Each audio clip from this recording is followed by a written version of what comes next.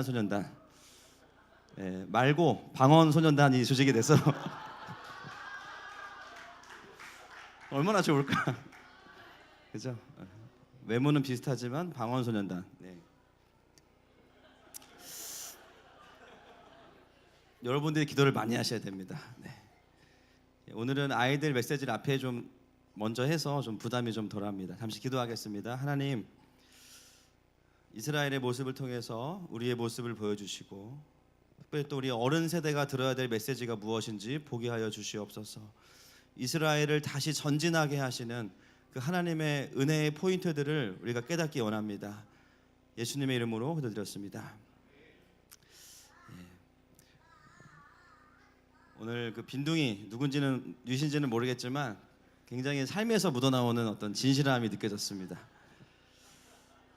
저도 참 빈둥이를 보면서 우리의 모습이 그럴 수 있겠다라는 생각이 들었습니다. 여러분, 오늘 이스라엘이 범죄한 이 내용은 굉장히 심각한 위기죠. 어느 정도로 심각하냐면 이스라엘이 완전히 진멸당해도 마땅한 그런 우상숭배의 죄를 범했습니다. 왜 그들이 진멸을 당해도 됩니까? 하나님께서 출애굽한 목적이 뭐예요? 하나님의 백성을 삼으시는 거예요. 할렐루야.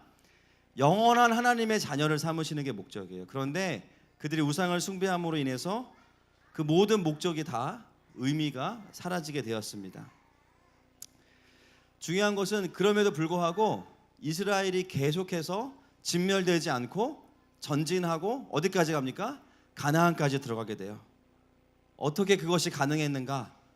우선적으로는 하나님의 은혜와 용서가 있습니다. 그리고 오늘 우리가 보기 원하는 거 따라합시다. 구별된 중보의 세대. 구별된 중보의 세대가 계속해서 이스라엘을 진멸하지 않고 전진하면서 하나님의 부르심의 자리까지 가게 만들었습니다. 오늘 모세와 레위 지파를 통해서 그 은혜가 우리 모든 세대에게 있기를 축복합니다. 32장 7절 말씀 같이 한번 읽겠습니다. 시작. 여호와께서 모세에게 이르시되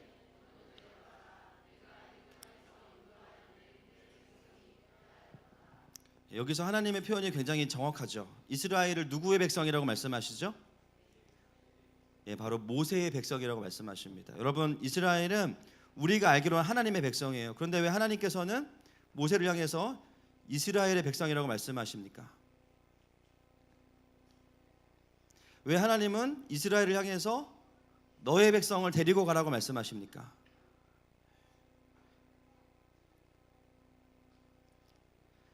형식적으로 이스라엘은 하나님의 백성이지만 중요한 것은 무엇이냐면 그들의 삶의 내용을 보면 그들은 하나님의 백성이 아니었던 것이죠.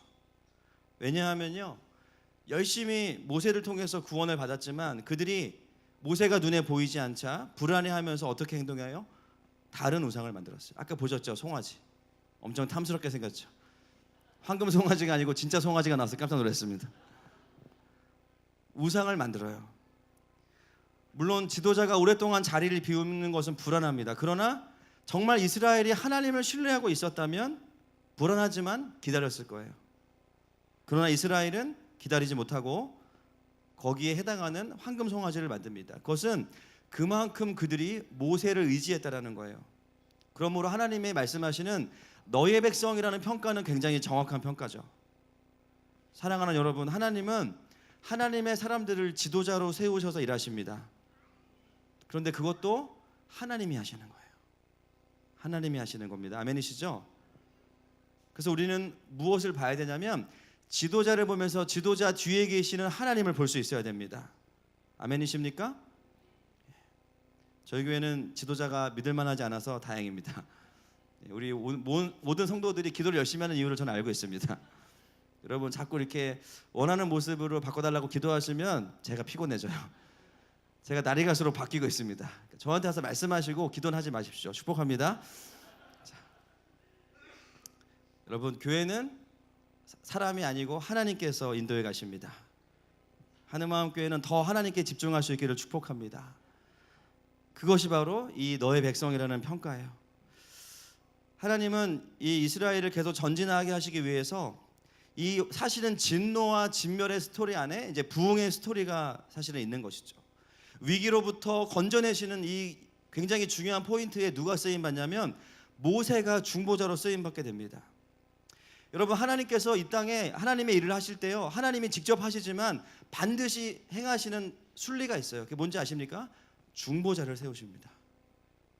누군가 하나님을 만나게 될 때 그 사람 주변에는 반드시 중보자가 있어요. 그 사람을 위해 기도하는 사람이 있습니다. 아멘이십니까? 하나님께서 이 땅에 중보자를 세우시는 이유는 사실은 단 한 가지입니다. 그것은 뭐냐면요, 하나님의 깊은 속마음이 그에게 읽혀지기를 원하세요. 하나님의 본심이 중보자를 통해서 드러나기를 원하십니다.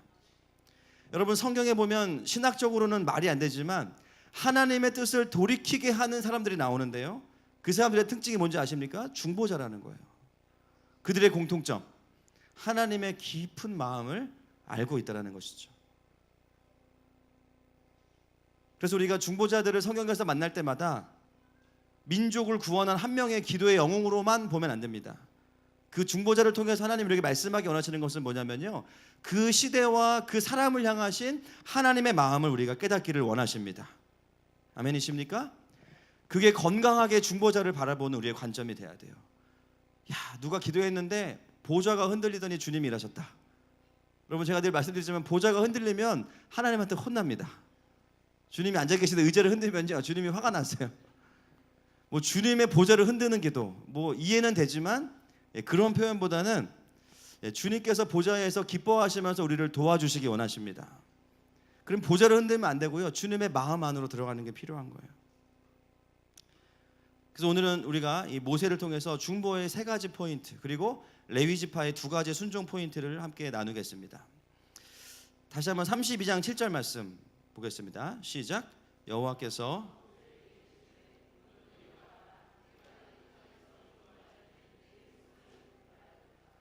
아멘. 하나님께서 이스라엘이 우상 숭배하는 것을 보시고 나서 제일 먼저 명령하시는 게 무엇입니까? 7절에 나와 있죠. 보니까 너는 내려가라. 왜 내려가라고 하십니까? 이제 더 이상 모세가 하나님 앞에 있을 필요가 없어요. 이미 이스라엘은 하나님을 떠났기 때문에 지금 모세가 이 시내산에 올라와 있는 이유가 무엇입니까? 하나님과 하나님의 백성들이 돌판을 통해서, 언약을 통해서 영원한 하나님의 백성이 되는 언약을 맺는 것인데, 이미 그들이 범죄했기 때문에 더 이상 이스라엘은 하나님의 백성이 아닌 것이죠. 모세가 여기에 올라와서 하나님의 말씀을 받아야 될 이유가 없어진 겁니다. 그래서 하나님은 모세에게 더 이상은 네가 여기 있을 필요가 없다, 내려가라 라고 말씀하시는 거예요. 그런데 여러분, 모세는 어떻게 반응하죠? 내려갑니까? 안 내려갑니까? 안 내려가요. 나중에 내려가요. 왜 안 내려갈까요? 반항하는 겁니까? 왜 안 내려갈까요?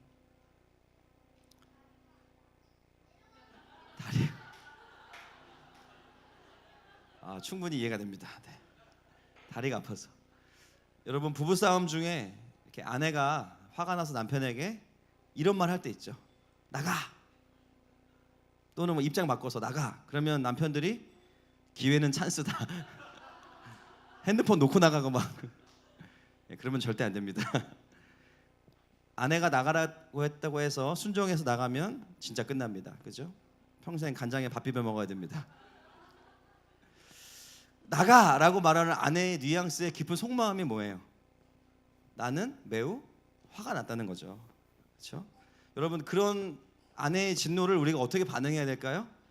온몸으로 받아내면서 안방에서 거실로, 거실에서 안방으로, 안방에서 옷방으로, 무조건 아내 곁에 있어야 됩니다. 할렐루야.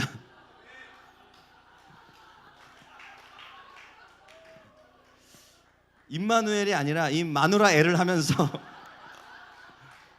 절대 나가시면 안 돼요. 큰일 납니다. 그 자리를 떠나는 순간 구원의 문은 닫힙니다. 여러분, 우리가 기억해야 될 게 있어요. 나가라고 하는 표면적인 언어의 속 안에는 어떤 마음이 있냐면 사실은 화가 났다는 거고, 화가 났다는 것에 더 깊은 마음에는 뭐가 있어요? 나를 알아주지 않는 남편에 대해서 서운한 마음이 있는 거죠. 여러분, 지금 모세가 자리를 떠난다는 것은 무엇을 의미할까요? 이제는 하나님과 이스라엘의 관계가 완전히 끝난다는 것을 의미합니다. 다시 말하면 하나님의 백성들을 하나님이 떠나신다는 것을 의미하는 거예요. 모세는 왜 그 자리를 떠나지 않습니까? 하나님의 깊은 마음을 알기 때문이에요. 하나님의 깊은 마음. 오늘 일부 예배 때 설교하면서 주님이 저에게 엄청난 계시를 주셨어요. 이거를 반영한 노래가 있습니다. G.O.D의 거짓말이에요. 잘가 가지마. 행복해 아프잖아. 놀라운 찬양이 놀라운 노래입니다. 심지어 가수 이름이 G.O.D야. 주님이 우리에게 말씀하시는 거예요. 내가 너희에게 화났다라고 말씀하시지만 하나님의 깊은 마음은 어떤 마음이에요? 우리와 영원히 함께하고 싶으신 거예요. 그러나 이스라엘이 그러기에 너무 큰 죄를 범하였기 때문에 하나님은 모세에게 진노하고 계시는 거죠. 모세는 하나님께서 떠나라고 말씀하시는 그 자리를 지켜요. 여러분, 그 자리가 어떤 자리였습니까? 그 자리는 하나님의 임재가 있는 자리예요. 그 자리는 하나님의 언약을 붙잡고 있는 자리입니다. 그런데 그 자리는 어떤 자리예요? 하나님이 나를 거절하시는 것 같은 느낌이 드는 자리예요. 여러분, 이해가 되시죠? 하나님께서 이스라엘을 거절하신다고 분명히 말씀하셨음에도 불구하고 모세는 그 자리를 지키고 있습니다. 여러분, 우리의 가정을 구원하고 우리의 민족과 교회를 구원하는 중보자는 어떤 사람들일까요? 하나님의 진노가 분명히 느껴지고 하나님의 심판이 이미 임했다고 느껴지는 순간에도 계속해서 하나님의 임재의 자리를 지키는 자들입니다. 많은 그리스도인들이 상황이 어려워지면서 어떤 마음을 갖냐면 하나님이 나를 도와주시지 않는다고 느껴요. 하나님이 뭔가 나를 거절하신다고 느낍니다. 그래서 어떻게 합니까? 임재의 자리를 떠납니다. 여러분, 기도가 안 되면 어떻게 해야 됩니까? 더 해야죠. 언제까지?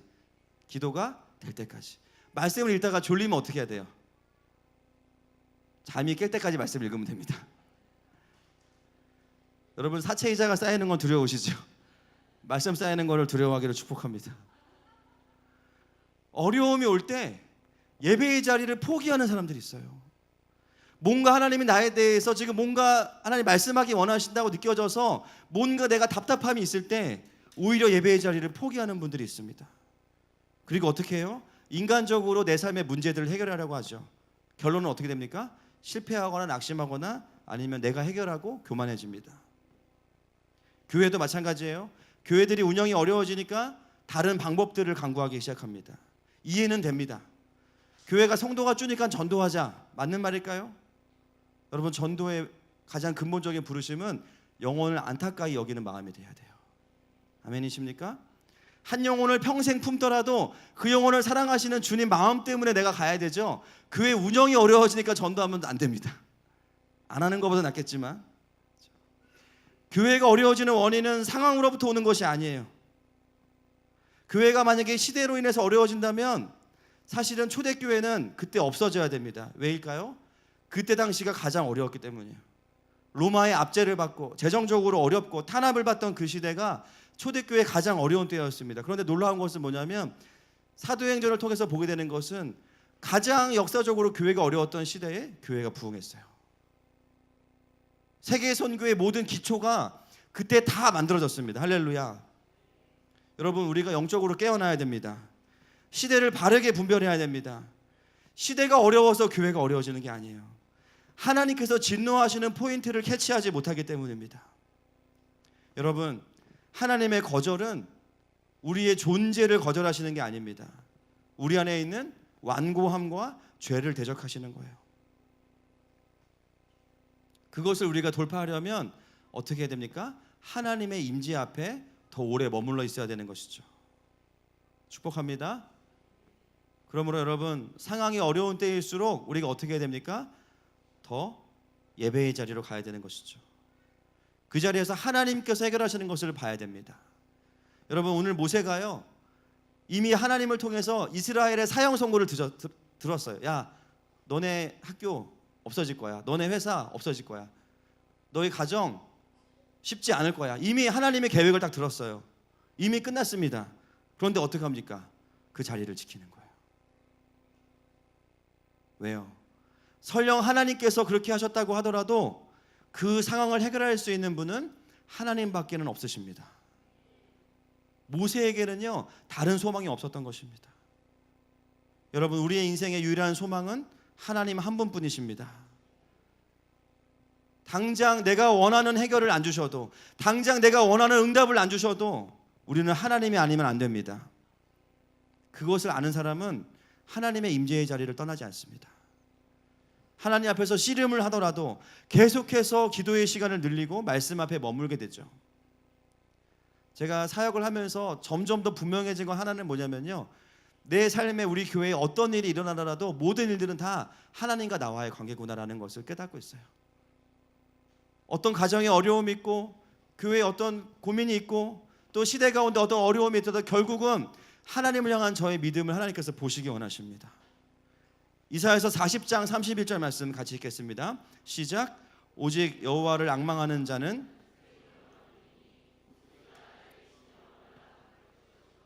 다른 박질하여도 곤비하지 아니하겠고 걸어가도 피곤하지 아니하리로다. 아멘. 여러분, 오직 여호와를 앙망하는 자는 새 힘을 얻습니다.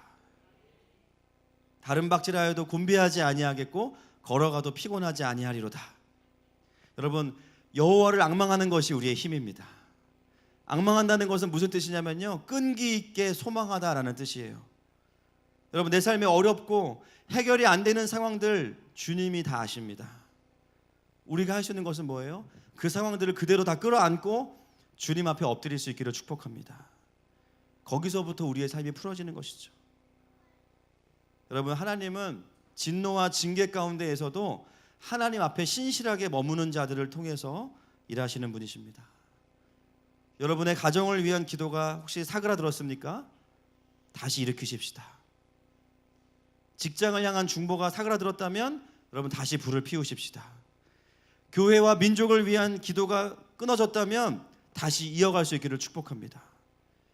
이것이 처음으로 모세가 하나님 앞에 보였던 중보의 태도였습니다. 두 번째는 10절 말씀 같이 읽겠습니다. 시작. 그런즉 내가 하는 대로 두라.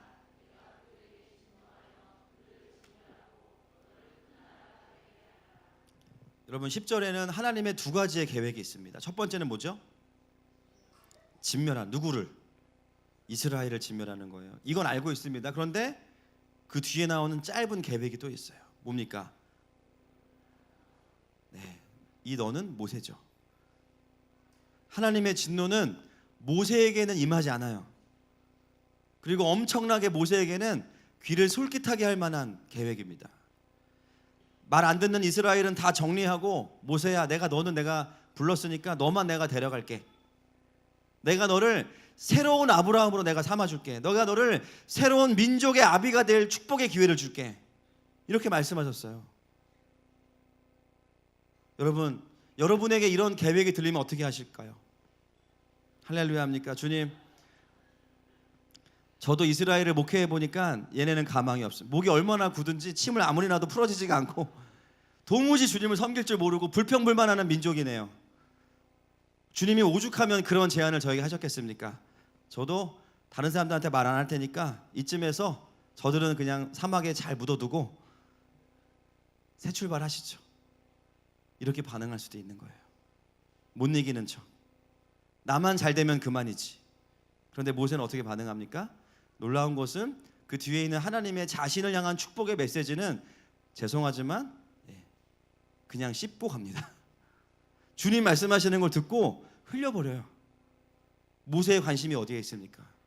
자기에게 있는 게 아니에요. 누구에게 있습니까? 이스라엘 백성에게 있는 거예요. 여러분, 하나님 다음으로 이스라엘 때문에 마음고생 제일 많이 한 사람 누굴까요? 모세입니다. 여기서 우리가 보게 되는 모세의 안에 있는 하나님의 마음을 볼 수 있어야 돼요. 여러분, 하나님께서 찾으시는 중보자는 어떤 사람일까요? 자신의 안위를 내려놓고 하나님의 백성들을 향한 긍휼한 마음을 가지고 주님 앞에 머물러 있는 사람들입니다. 이스라엘의 죄악을 나의 죄악으로 동일시 여기면서 나와 이스라엘은 하나입니다. 주님, 이스라엘을 데려가지 않으시려거든 저도 데려가지 마십시오. 난 이들과 함께 가겠습니다. 이게 누구의 마음일까요? 이게 하나님의 마음이에요. 하나님은 그런 중보자를 찾고 계십니다. 아멘이십니까? 그런 중보가 능력의 중보가 되는 거예요. 여러분, 때로 그런 기도한 적 있으세요? 주님, 저를 데려가시더라도 저 영혼 구원해 주세요. 주님, 저보다 이 땅을 구원해 주세요. 할렐루야. 여러분, 그런 기도가 하나님의 마음과 연결된 기도예요.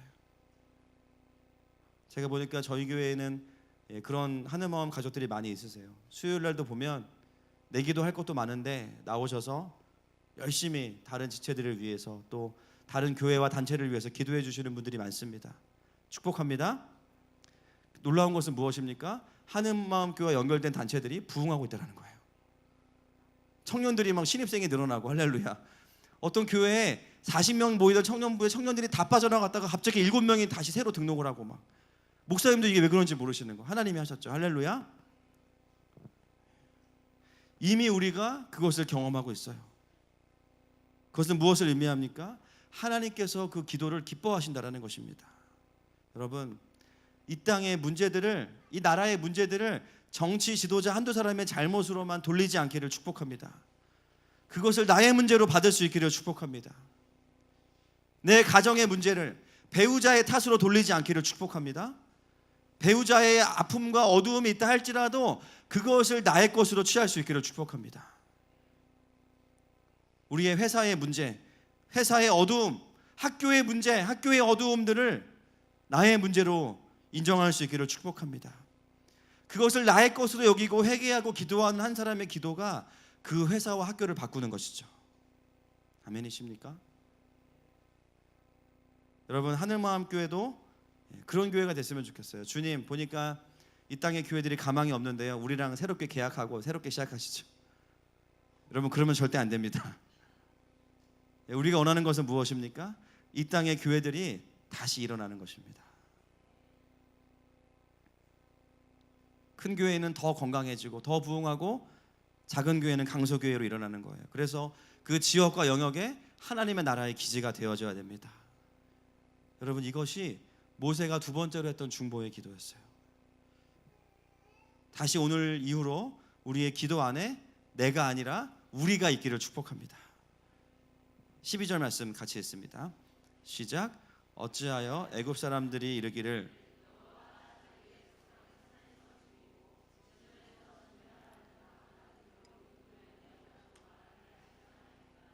주의 맹렬한 노를 그치시고 뜻을 돌이키사 주의 백성에게 이 화를 내리지 마옵소서. 아멘. 여러분, 지금 모세가 무엇을 염려하고 있습니까? 하나님을 걱정하고 있어요. 세 가지 중보의 포인트 중에 가장 중요한 부분입니다. 이스라엘을 향한 긍휼함도 있지만 모세가 가장 염려하는 거, 하나님의 하나님 되심이 훼손되는 것입니다. 모세가 참을 수 없는 거, 하나님의 영광이 훼손되는 것이었습니다. 하나님께서 인도한 저 백성들을 이 광야에서 죽이시면 이방인들이 하나님을 향해서 뭐라고 이야기하겠습니까? 저는 여호와의 이름이 훼손되는 것을 참을 수 없습니다. 하나님께서 그렇게 행하시는 것은 하나님다우신 게 아닙니다. 저는 주님의 이름이 훼손되는 것을 두고 볼 수 없습니다. 모세가 염려한 것은 하나님의 하나님 되심으로부터 나오는 것이었어요. 우리는 이것을 뭐라고 부르냐면, 따라합시다. 경배라고 부릅니다. 여러분, 중보의 시작은요, 내 삶의 어떤 어려움과 아픔 때문에 시작될 수 있지만 경배가 풀어지는 것, 중보가 풀어지는 것은 경배로부터 일어나는 것입니다. 내 삶에, 우리의 가정과 직장에, 내 내면 안에 하나님의 다스리심이 없다고 느껴지는 그 영역 가운데 하나님의 하나님 되심을 볼 수 있는 것, 그것이 바로 중보가 풀어지는 포인트인 줄로 믿습니다. 여러분, 그런 기도 하셔야 돼요. 주님, 우리의 가정에 하나님의 이름이 어떤 이름이 높아지셔야 됩니까? 우리 회사가 존재하는 이유가 무엇입니까? 우리의 교회가 존재하는 이유가 무엇입니까? 그것은 우리를 위함이 아니라 하나님의 하나님 되심을 위해서 주님께서 우리를 부르셨습니다. 어떤 그분의 이름이 높여져야 되는지를 우리가 그분의 성품 가운데 붙잡고 선포하는 것, 그것이 강력한 중보가 되어지는 것이죠. 하나님이 우리의 삶 가운데 하나님의 하나님 되심이 드러나기를 축복합니다. 그것이 우리의 중보인 것이죠.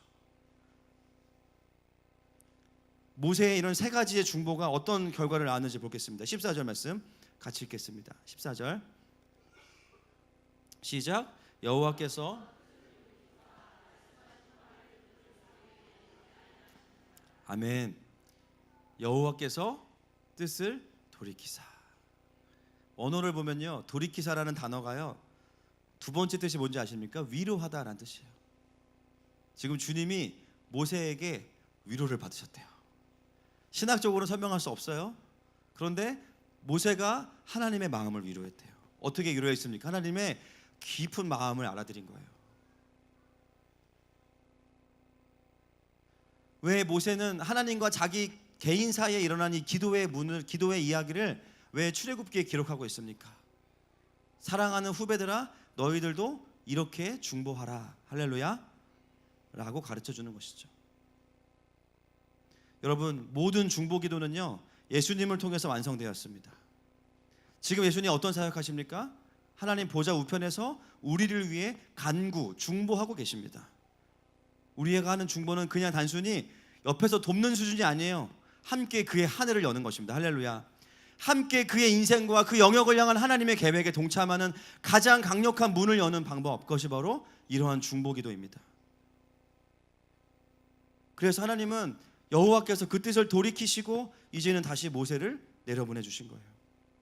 그리고 모세가 산에서 내려오니까 인형극 다음 장면인데요, 그 다음 포인트가 있습니다. 모세의 중보는 기도로만 끝나지 않고 레위 지파를 통해서 완성되어집니다. 레위 지파는 두 가지 힘든 순종으로 이 중보를 마무리해요. 첫 번째는 뭐냐면, 따라하겠습니다. 돌이킴. 여러분, 모세가 산에 가서 보이지 않으니까 누가 리더가 됐죠? 아론이 리더가 됐어요. 아론이 뭘 만들었습니까? 금송아지를 만들었어요. 아론은 어떤 지파죠? 레위 지파입니다. 대제사장이죠. 현재 모세가 없는 상황에서 지도자 대행이 바로 아론이에요. 그런데 그 아론이 금송아지를 누구랑 만들었을까요? 누가 도와줬을까요? 아론의 조직이 누굽니까? 레위 지파죠. 하나님을 예배하고 임재가 있는 성막을 만들던 레위 지파가 지도자가 바뀌어버리니까 갑자기 같이 우상 숭배로 빠져들기 시작해요. 레위 지파의 마음이 어땠을까요? 야, 지도자가 바뀌었다. 이제는 모세가 아니고 아론에게 잘 보여야 돼. 어떡합니까? 아론이 금을 거둬오라고 하니까는 거둬만 온 게 아니고 막 뺏어오는 거예요. 아론 보는 앞에 더 열심히 막 하는 거예요. 다이나믹하게. 그리고 사람들을 찾아다니면서 왜 우리가 금송아지를 경배해야 되는지 신학적인 이유를 막 이야기해 주는 거예요. 순식간에 레위 지파가, 하나님을 섬기던 레위 지파가 우상을 섬기는 쪽으로 방향을 선해야 합니다. 왜냐하면 이제는 아론의 눈에 들어야 되기 때문이에요. 하나님을 섬기는 것으로 구별된 자들이 그대로 우상을 섬기는 일에 자신을 드리는 것이죠. 무엇 때문입니까? 권위가 바뀌었기 때문이에요. 하나님과 하나님의 대행했던 모세의 권위를 두려워하다가 사람을 두려워하기 때문이에요. 여러분, 이 세상을 살아가는 그리스도인들이 가장 높은 하나님의 권위를 두려워하면서 살아야 됩니다. 아멘이십니까? 그런데 어느 순간 우리는 아론에게 잘 보이려고 하는 거예요. 주님이 계시지만 세상에서 잘 되려면 지도교수님, 사장님, 나에게 갑의 위치에 해당하는 사람들, 내가 그들의 눈치를 보지 않으면 안 된다는 거예요. 그들의 눈에 들기 위해서 우리는 열심히 합니다. 물론 주어진 일을 열심히 해야 되지만 근본적으로 나의 마음속에 나를 눈치 보게 하고 움직이게 하는 그것이 세상의 돈과 힘과 권력의 논리에 있다면 우리는 아론을 두려워하면서 레위 지파가 아닌 우상 숭배자로 살고 있는 것이죠. 레위 지파인데 금을 착취하고 최대한 송아지를 은혜스럽게 만듭니다. 그럴듯하게. 우리를 인도할 만한 송아지를 만들면 얼마나 거룩하게 만들어야겠어요. 사람들을 찾아다니면서 너도 악한 일에 동참하라고. 신입사원들 만나면 힘들어하는 것 중에 하나가, 우리 교회 우리 부서의 부장님이 교회 안수 집사님인데 회식 시간에 가장 빛난다는 거야. 뭘 잘 만대요. 뭘 말까요? 잘 모르겠어요. 나도 안수 집사야 그러면서 막 술 먹으라 그러고 막 너무 힘들어하는 거죠. 그런데 여러분, 그렇게 정신을 잃고 있던 레위 지파에게 어떤 일이 벌어지냐면요, 원래 권위자인 모세가 돌아옵니다. 할렐루야. 밤새 찬양 인도하던 레위 지파가 어느 순간에 클럽에서 오브리로 뛰고 있는 거였어요. 세상 음악 연주하고 있는 거예요. 그런데 갑자기 거기에 원래 권위자인 모세가 다시 딱 들어온 거예요. 그 순간 레위 지파의 마음에 어떤 변화가 일어났을까요? 영적인 각성이 일어났습니다. 26절 말씀 같이 읽겠습니다. 시작.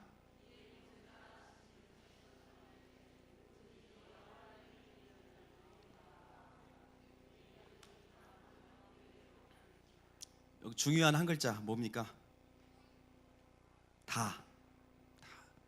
레위 자손이 다 모여 그에게로 가는지라. 그가 누굽니까? 모세, 하나님의 사람 모세였어요.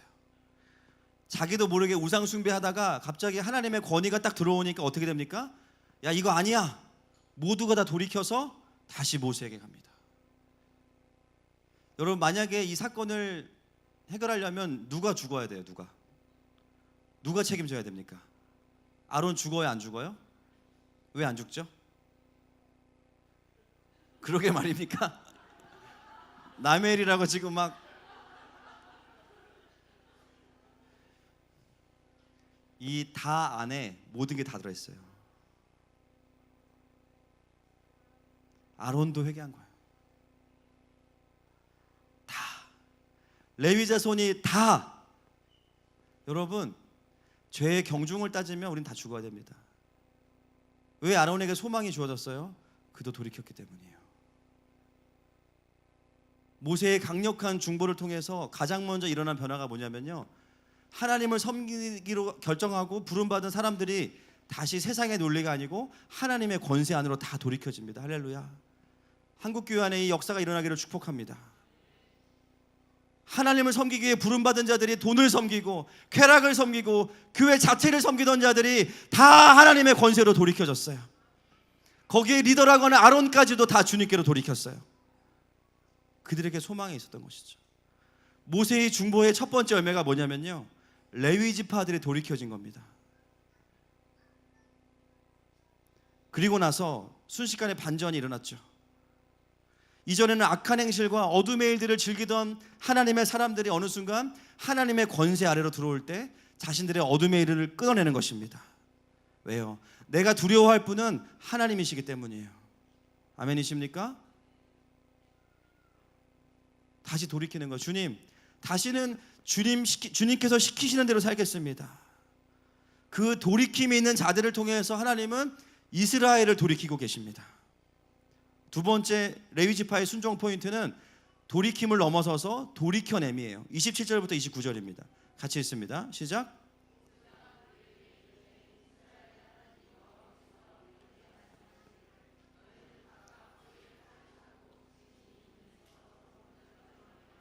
각 사람이 그 형제를, 각 사람이 자기의 친구를, 각 사람이 자기의 이웃을 죽이라 하셨느니라. 레위 자손이 모세의 말대로 행하매 이날에 백성 중에 3,000명 가량이 죽임을 당하니라. 모세가 이르되 각 사람이 자기의 아들과 자기의 형제를 쳤으니 오늘 여호와께 헌신하게 되었느니라. 그가 오늘 너희에게. 그렇게 거룩을 다시 지키고 돌이킨 레위 지파에게 하나님은 우상 숭배한 자들을 제거하라고 말씀하시고 3,000명을 죽입니다. 그 중에 누가 있습니까? 친한 친구, 사랑하는 연인, 형제와 자매들이 있어요. 쉬운 일일까요? 어려운 일일까요? 어려운 일이죠. 오늘 우리 아이들과 중보기도 하면서 아이들하고 이 말씀을 나누었더니 아이들이 막 너무 무섭다는 거예요. 맞죠? 잔인하죠. 그런데 여러분 잘 생각해 보면 사실 이스라엘은 이때 다 죽었어야 됩니다. 다 죽었어야 돼요. 내가 사랑하는 친구들, 나를 포함해서 다 죽었어야 돼요. 그게 맞는 거예요. 우상 숭배하고 범죄했으니까. 살아남은 것 자체가 은혜인 거죠. 근데 하나님은 이미 기회를 주셨어요. 돌이킬 자들은 나에게 나와라. 돌이키지 않은 자들을 정리한 것이죠. 여러분, 하나님은 중보자들을 통해서 거룩을 지키는 자들을 일으켜내시고요, 그들을 통해서 이 땅의 죄와 어둠의 일들을 제거하십니다. 중보의 완성은 하나님의 백성들이 다시 거룩을 회복하는 것입니다. 그리고 세상을 거룩하게 하는 도구가 되는 거예요. 그게 레위 지파의 부르심이에요. 그것이 우리의 부르심입니다. 그래서 우리의 부르심은 나만 돌이켜서 끝나는 게 아니고 세상을 바꿔내고 하나님의 나라가 그 안에 임할 수 있도록 거룩하게 만드는 것이 우리의 부르심인 줄로 믿습니다. 어떻게 해야 됩니까? 쉽습니다. 적용은 너무 간단해요. 자꾸만 만나면 나를 범죄하게 하는 친구들 어떻게 해야 될까요? 우리 주니어 키즈 유치원 가면 자꾸 나를 못되게 만드는 친구들이 있어. 같이 다른 애들 때리자 그러고, 초등학교 갔더니 같이 다른 애들 왕따 시키자고 하고, 자꾸 게임하자 그러고, 자꾸 이상한 영상 보게 만들고. 어떻게 그 친구들을 대해야 될까요? 첫 번째, 열심히 기도하고 그 친구들을 전도해야 됩니다. 할렐루야. 그게 제일 좋은 거예요. 근데 그게 안 되면 어떻게 해야 될까요? 나는 너를 사랑하지만, 죽이면 안 됩니다. 나는 너를 사랑하지만 너와 거리를 둘 수밖에 없어. 그 이유는 이런 것 때문이야. 나는 하나님을 사랑하고 하나님의 백성이야 라고 말하는 거예요. 우리 주니어 키즈 따라 합시다. 친구 따라. 주니어 키즈 크게. 친구 따라. 지옥 가지 말고 친구 데리고 천국 가자. 주님의 뜻입니다.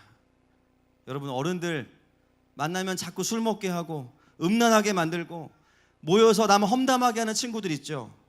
여러분, 선택하셔야 돼요. 목숨 걸고 기도해서 그 모임을 바꿔내든지, 그럴 자신이 없으면 그 친구 정리하십시오. 하나님의 뜻입니다. 어떤 마음으로 정리해야 돼요? 생명을 걸고 정리해야 되는 거예요. 레위지파가 자기가 친한 친구들, 동창들을 칼로 죽이면서 어떤 마음이 있었을까요? 깊은 슬픔이 있었겠죠. 그러나 그것보다 더 중요한 거, 하나님의 임재가 떠나면 다 죽는 겁니다. 내가 나를 못 지키고 그거에 동참할 것 같으면 여러분, 그 친구는 진짜 좋은 친구 아니에요. 오히려 그 거리를 두는 것을 통해서 그 친구가 자신의 문제가 무엇인지를 보게 될 길을 축복합니다. 아, 뭔가 내가 잘못되어 있구나. 이러한 결단을 통해서 어떤 일이 벌어집니까? 이 도시 안에 어둠의 문화의 반전이 일어납니다. 여러분, 사단의 전략은요, 우리를 그들과 똑같이 만들어서 너도 어쩔 수 없잖아 라고 만드는 거예요. 경건의 능력을 다 빼앗아 버리는 겁니다. 그런데 우리가 거룩을 지키고, 때로는 내가 정말 중요한 바이어임에도 불구하고 같이 술 안 먹는 거죠. 주님께 맡기는 겁니다. 할렐루야. 결단하고 하나님의 백성으로 살기로 결정하는 거, 그것을 통해서 하나님 놀랍게 일하실 줄로 믿습니다. 여러분, 이스라엘을 계속해서 전진하게 만들었던 그 중보가, 그리고 이 거룩한 순종이 모세와 레위지파에게 있었기 때문에 이스라엘은 가던 길을 계속 가게 된 거예요. 부르심의 길을 계속 가게 된 것입니다. 여러분, 우리가 하나님 앞에서 이 마음을 이어갈 때 우리의 가정과 직장과 삶의 모든 터전 가운데 새로운 부흥이 임할 줄로 믿습니다. 많은 분들이 이야기하죠. 부흥을 보기 어렵다. 여러분, 부흥은 어디서 주어지는 게 아니에요. 이미 우리 가운데 부흥이 있습니다. 부흥이 없다고 말할 때 부흥을 살아내기를 축복합니다. 부흥을 전염시키기를 축복합니다. 그 비결은 무엇입니까? 구별된 중보의 세대가 되는 것이죠. 오늘 우리가 나눈 것이 우리의 기도가 되고 삶이 되기를 축복합니다. 하나님, 우리 공동체에 오늘 이것을 말씀하고 계세요. 3가지의 중보와 2가지의 순종. 이 시간에 우리 기도하면서 함께 나아가기 원합니다. 오늘은 좀 우리가 무장하고 파송하는 기도로 주님께 나아갔으면 좋겠어요. 하나님은 우리 아이들과 우리들을 이 땅과 이 땅의 수많은 하나님을 알지 못하는 자들에게 영적인 중보자와 레위지파로 세우셨어요. 아멘이십니까? 이 시간 여러분, 그 하나님의 거룩한 부르심 앞에 함께 나아갔으면 좋겠어요. 우리 이 찬양하면서 이 말씀을 올려드리면서 주님 앞에 나아가십시다.